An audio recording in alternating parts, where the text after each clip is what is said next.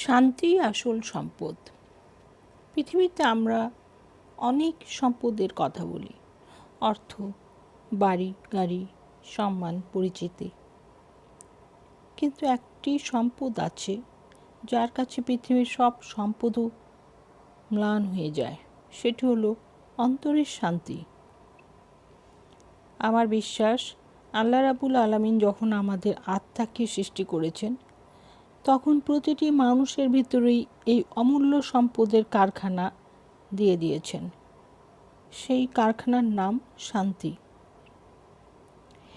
এই শান্তি বাইরে কোথাও তৈরি হয় না, এটা মানুষের ভেতরেই থাকে।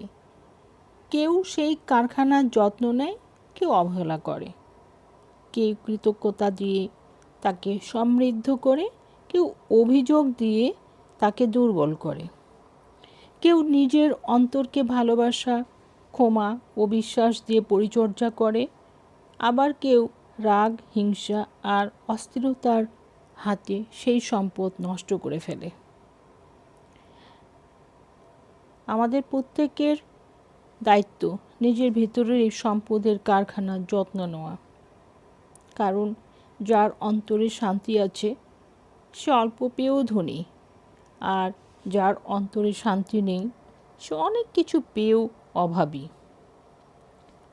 জীবনের সবচেয়ে বড় সফলতা হয়তো অনেক কিছু অর্জন করা নয়, বরং একটি হৃদয় গড়ে তোলা যেখানে শান্তি বাস করে।